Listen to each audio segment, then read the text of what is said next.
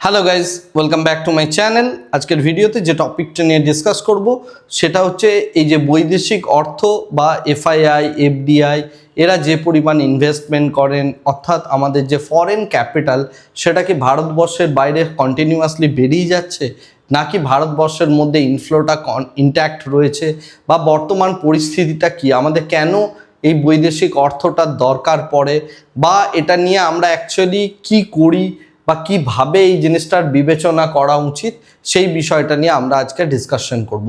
অনেক জায়গাতেই আপনারা হয়তো এই জাতীয় কথাবার্তা শুনেছেন যে এফআইআই কন্টিনিউয়াসলি সেল অফ করছে, মার্কেটের ওপর একটা বিশাল বড় প্রেশার রয়েছে, আগামী দিনে এই পয়সাটা আর হয়তো আসবে না, বা কি অ্যাকচুয়ালি পরিস্থিতিটা হচ্ছে সেটা সম্পূর্ণ একটা ডেটা ব্যাক ডিসকাশন আজকের ডেটে আমি করতে চলেছি, যেখান থেকে আপনার মধ্যে একটা ধারণা সম্পূর্ণভাবে ক্লিয়ার হয়ে যাবে যে সিচুয়েশনটাতে হচ্ছেটা কি এবং আগামী দিনে কি হতে পারে সে সম্পর্কে আপনার পুরো একটা সম্যক ধারণা আপনি পেয়ে যাবেন, রাইট? তো তার আগে আমরা প্রথমেই যে জিনিসটা জানবো, আমাদের দেশে যে বৈদেশিক অর্থটা আসে সেটা কিভাবে আসে। সেটা আসার দুটো ওয়ে আছে। একটাকে বলা হয় এফডিআই অর্থাৎ ফরেন ডাইরেক্ট ইনভেস্টমেন্ট, আর একটাকে বলা হয় এফআইআই অর্থাৎ foreign institutional investment. Foreign direct investment কথাটার অর্থ হচ্ছে বাইরে থেকে কোনো একটা কোম্পানি যদি এরকম ডিসাইড করে যে আমি ইন্ডিয়াতে আসব, একটা ফ্যাক্টরি বানাবো, এবং আমার যদি কোনো সাবসিডারি কোম্পানি থাকে সে এসে একটা ফ্যাক্টরি বানাবে, সে এসে বিভিন্ন রকম কাজকর্ম করবে, ইকোনমিতে একটা পজিটিভিটি গড়ে তুলবে, বা ইন্ডিয়াতে এসে বিজনেস করবে, প্রফিটের কিছুটা পার্ট নিয়ে যাবে, দেশে ট্যাক্স দেবে। এই রকমভাবে যে টাইপের ইনভেস্টমেন্টগুলো হয় সেটাকে বলা হয় এফডিআই। এফডিআই কেন দরকার? এফডিআই দরকার হচ্ছে আমাদের ইনফ্রাস্ট্রাকচারাল গ্রোথের জন্য, বা আমাদের দেশে নতুনভাবে জব ক্রিয়েশন করার জন্য। আমি কয়েকটা ছোট্ট ছোট্ট এক্সাম্পল দিচ্ছি। ফর এক্সাম্পল, মনে করুন প্রাইম মিনিস্টারের বুলেট ট্রেনের যে প্রকল্প, ওটাতে কি হয়েছে না, জাপান থেকে প্রচুর পরিমাণে টাকা ইনভেস্ট হয়েছে। বা ইন্ডিয়াতে যে 4 লেন যে পরবর্তীকালে এনএইচ ন্যাশনাল হাইওয়ে যখন বানানো হয়েছিল তখন কিন্তু এফডিআই ইনভেস্টমেন্ট হয়েছে। আমি আরেকটা ছোট্ট এক্সাম্পল দিচ্ছি। মনে করুন অ্যাপেল এসে ইন্ডিয়াতে কোনো একটা বড় ফ্যাক্টরি বানিয়ে সেখানে প্রচুর পরিমাণে আইফোন তৈরি করতে শুরু করছে, রাইট? এই যে ইনভেস্টমেন্ট, এটা কিন্তু এফআইআই ইনভেস্টমেন্ট নয়, এটা ফরেন ক্যাপিটাল ইন্ডিয়াতে এসে একটা বড় কি বলবো অপরচুনিটির জন্য, সেটা লেবার কস্ট কম হোক বা কোনো একটা অপরচুনিটি রয়েছে সেই জায়গাটার জন্য এফডিআই এখানে আসছে, এখানে এসে তারা বিজনেস করছে, এবং এটার ফলে আমাদের দেশের বিভিন্ন রকম ছোট ছোট অন্য বিজনেসগুলো গড়ে উঠছে এবং প্রচুর সংখ্যক মানুষ জব পাচ্ছে, রাইট? সেটা হচ্ছে ফরেন ডাইরেক্ট ইনভেস্টমেন্টের একটা বড় রকমের কাজ, রাইট? এর জন্য গভর্নমেন্ট অ্যালাউ করে এবং দেশের ইনফ্রাস্ট্রাকচারাল গ্রোথের জন্য এটার কিন্তু ভীষণ পরিমাণে দরকার হয়। সেকেন্ড যে বিষয়টা ইম্পর্টেন্ট, এফআইআই। এফআইআই অর্থাৎ ফরেন ইনস্টিটিউশনাল ইনভেস্টার। এই ইনস্টিটিউশনাল ইনভেস্টাররা অ্যাকচুয়ালি কী করে না, এরা যে কাজটা করে সেটা হচ্ছে আমাদের যে ক্যাপিটাল মার্কেট রয়েছে, অর্থাৎ যার দুটো পার্ট, একটা হচ্ছে ডেট আর একটা হচ্ছে ইকুইটি। ডেট কথার অর্থ হচ্ছে বন্ডে যে পয়সাটা যায়, আর ইকুইটি কথার অর্থ হচ্ছে শেয়ার বাজারে যে পয়সাটা যায়। তো এই দুটো জায়গাতে তারা ক্যাপিটাল ইনভেস্ট করে। ইন্ডিয়ার বিভিন্ন কোম্পানি তারা সেই ক্যাপিটালটাকে ইউজ করে নিজেরা অ্যাকচুয়ালি বিজনেস করেন, রাইট? তো আমরা এই ডিসকাশনটা থেকে যেটা বুঝতে পারলাম, এফডিআই কি, এফআইআই কি, এবং এদের কার কি করার কথা বা কে কি করছে, রাইট? এরপরে আমরা যে জিনিসটা দেখব বা যে স্লাইডটার দিকে নজর রাখবো সেটাকে বলা হয় ব্যালেন্স অফ পেমেন্ট।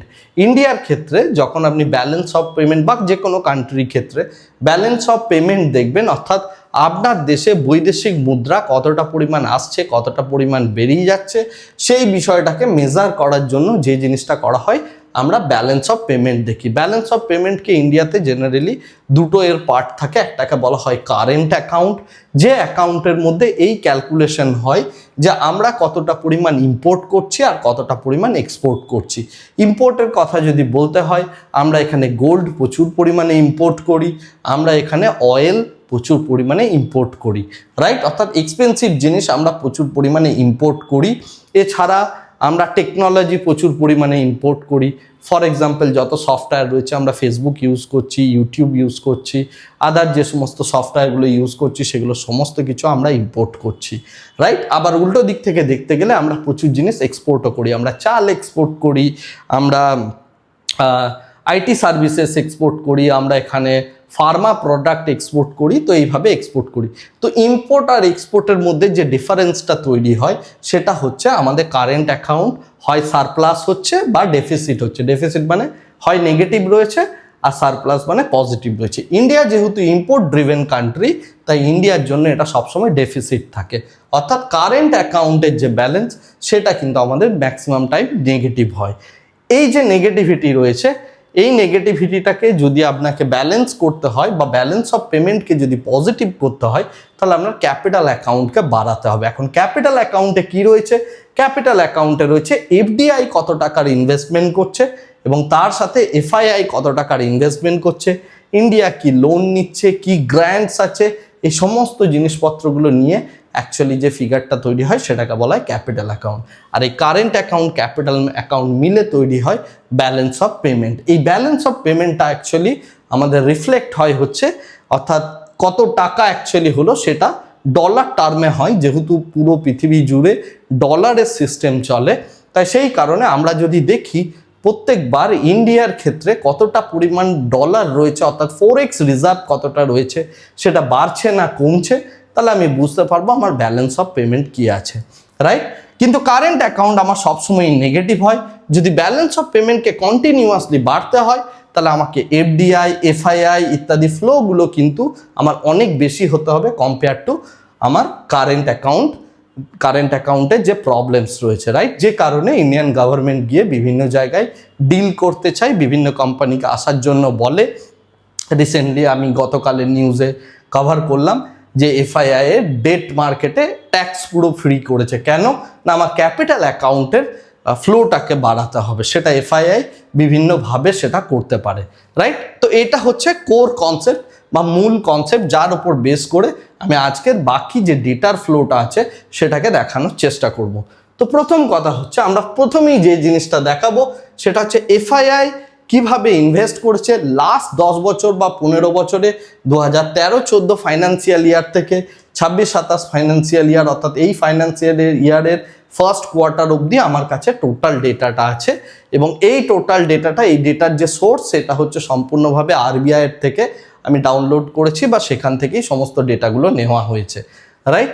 তো যাই হোক, এখন যেটা বিষয় সেটা হচ্ছে এইখানে আমি এই চার্টটাতে যেটা দেখাতে চাইছি সেটা হচ্ছে এই যে রেড কালারের যে লাইনটা রয়েছে, এটা অ্যাকচুয়ালি হচ্ছে আমার এফআইআই বা এফপিআই তারা কিভাবে ইনভেস্ট করেছে এবং কিভাবে তারা এক্সিট করেছে।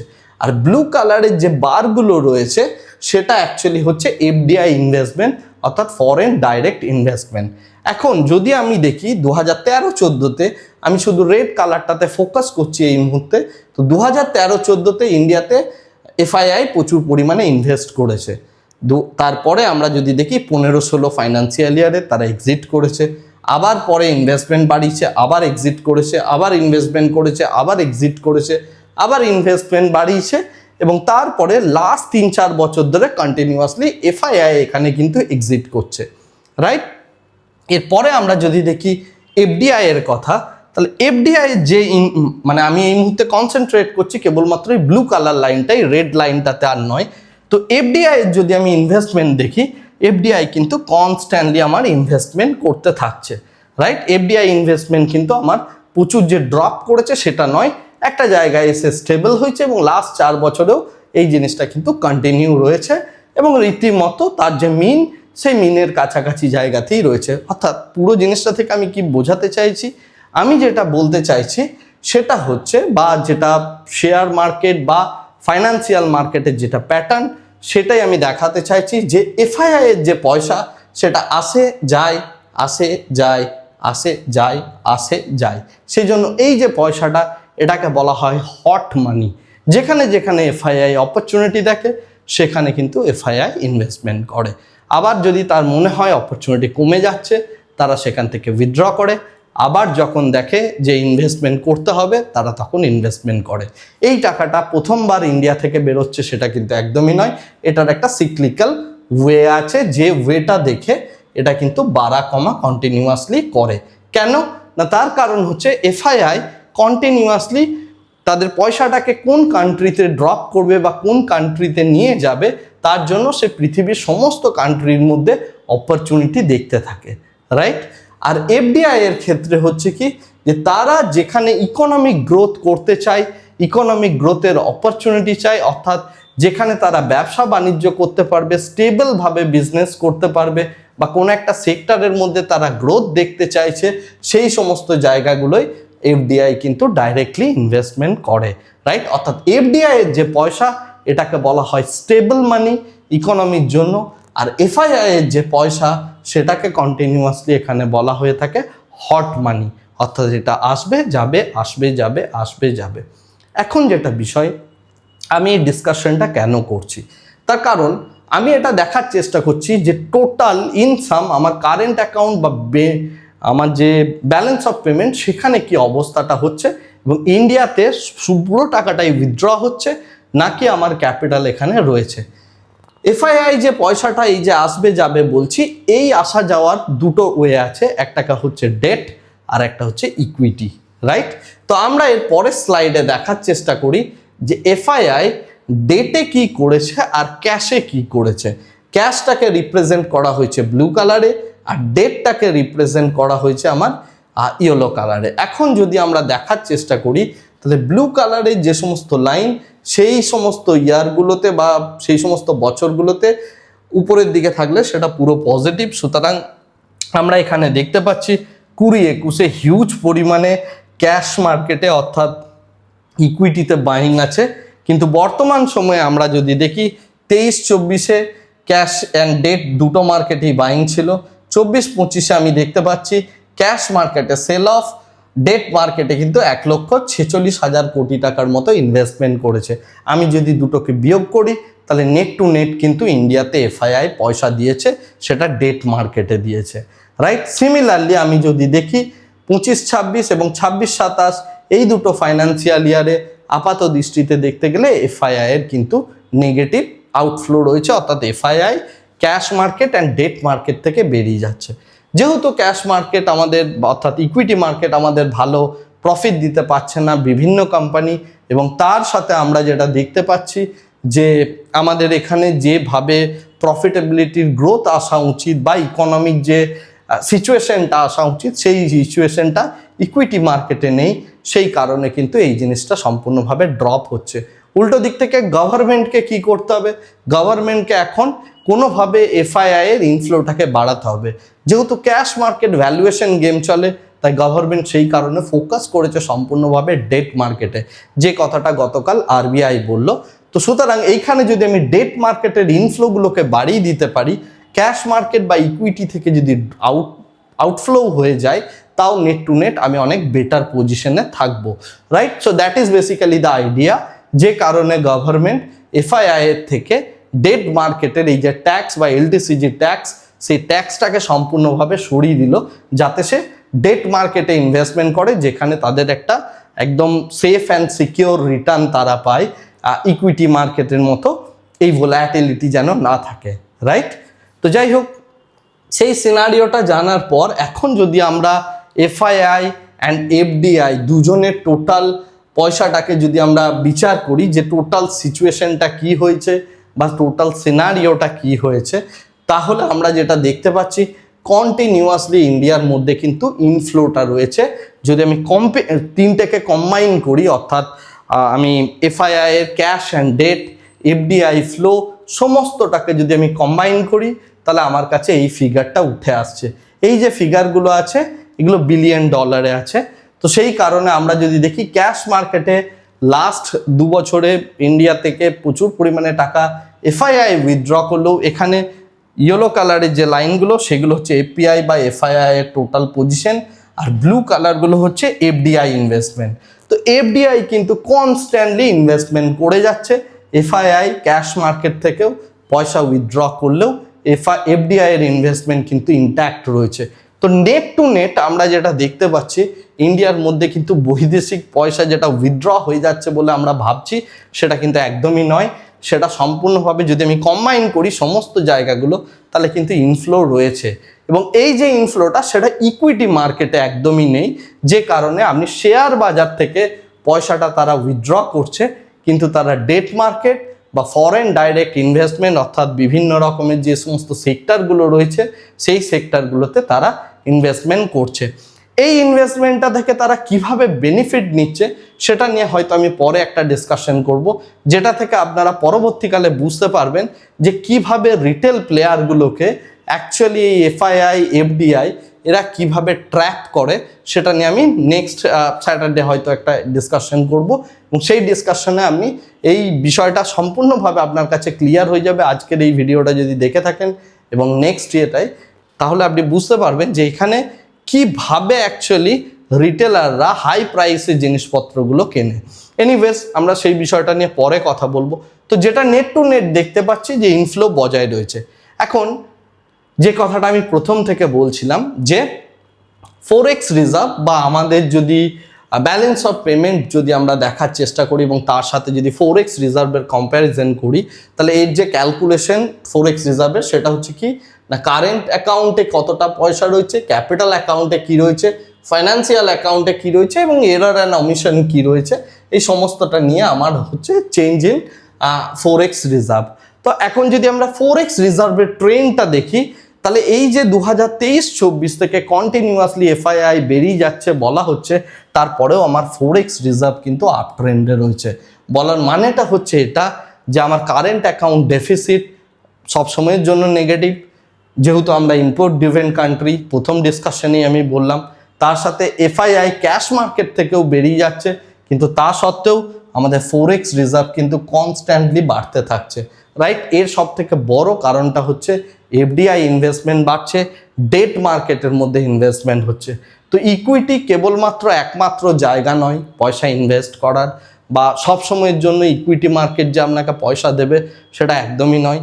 মানে ফাইন্যান্স যদি আপনি ব্রাইটলি বোঝেন, তাহলে এই প্রত্যেকটা জিনিসকে আপনাকে বুঝতে হবে এবং কোথায় বড় পয়সাটা শিফট হচ্ছে এবং তারা কিভাবে মানুষকে মানে বেসিক্যালি ইকুইটি হোল্ডারদের বোকা বানাচ্ছে সেটা আপনাকে বুঝতে হবে। সেটা যদি আপনি বুঝতে পারেন তাহলে আপনি আপনার ক্যাপিটালটাকে নিয়ে সুইচ করতে পারবেন, রাইট। তো যাই হোক না কেন, এখন যেটা দেখতে পাচ্ছি রিসেন্ট টাইমে এর মধ্যে আমরা একটা ড্রপ দেখতে পাচ্ছি। এই ড্রপটা কিন্তু কোনো ফান্ডামেন্টাল চেঞ্জেসের জন্য নয়, এটা হচ্ছে কারেন্সির যে আমাদের রিসেন্টলি ফল হলো এবং তার সাথে সাথে আমরা যেটা দেখতে পাচ্ছি যে অয়েল প্রাইস প্রচুর পরিমাণে শুট আপ করলো, তো তার জন্য এই ড্র্যাগটা হয়েছে। তো এই ড্র্যাগটা যাতে আর বেশি দূর না যায় সেই জন্য, এবং ডেট মার্কেটে যদি আমার ক্যাপিটালটা চলে আসে তাহলে আমার ফরেক্স রিজার্ভ আবার ভালো জায়গায় চলে যাবে। গতকালে আরবিআইয়ের ডিসকাশন যদি আপনি শুনে থাকেন তাহলে বুঝতেই পাচ্ছেন আরবিআই অলরেডি বলেছে আমাদের কাছে 11 মাসের ইনট্যাক্ট পুরো একদম ফরেক্স রিজার্ভ রয়েছে। So we don't have any issue from currency stand point, right. এরপরে এই যে মেজারটা আরবিআই নিল, এরপরে যদি আরও প্রচুর পরিমাণে ডেট মার্কেটে ইনফ্লো বাড়ে, অর্থাৎ এফআইআই এর ইনফ্লো বাড়ে বা তার সাথে এফডিআই এর বিভিন্ন রকমের ডিল হচ্ছে বিভিন্ন কোম্পানির সাথে বা বিভিন্ন দেশের সাথে, তো সেই সমস্তগুলো থেকে আবার আমরা ব্যালেন্স অফ পেমেন্ট বা ফরেক্স রিজার্ভকে কিন্তু আগামী দিনে আমরা আবার পজিটিভ হতে দেখতে পাবো, রাইট। তো সেই জিনিসটাই অ্যাকচুয়ালি এই ডিসকাশনটা থেকে বলার ছিল। তো ডেফিনেটলি ইকুইটি মার্কেট থেকে এফআইআই এক্সিট করছে, কিন্তু যদি আমি নেট টু নেট দেখি এফডিআই ইনফ্লো বা বৈদেশিক পয়সা সেটা কিন্তু ইন্ডিয়ার বাইরে যাচ্ছে না, তার কিন্তু বড় একটা ইনফ্লো রয়েছে এবং সেই ইনফ্লোটা কিন্তু একদম সিগনিফিকেন্ট এই চার্টটার মধ্যে, রাইট। তো এই ডিসকাশনটাই করার ছিল। নেক্সট স্যাটারডে আমি এইটা আপনাকে বলার বা এক্সপ্লেন করার চেষ্টা করব যে এই যে এফআইআই বা এফডিআইরা ইনভেস্টমেন্টটা করছে এটা কিভাবে রিটেল প্লেয়ারদেরকে প্রবলেমে ফেলছে এবং এটা থেকে বেরোনোর জন্য রিটেল প্লেয়ারদের কোন জায়গাটাকে অ্যাভয়েড করা উচিত, রাইট। তো সেই বিষয়টা নিয়ে আমরা নেক্সট উইকে ডিসকাশন করব। আজকের ভিডিওটাকে আর এর থেকে বেশি দীর্ঘায়িত করছি না, ভিডিওটাকে এই জায়গাতেই স্টপ করছি। Thank you very much, bye bye, tata.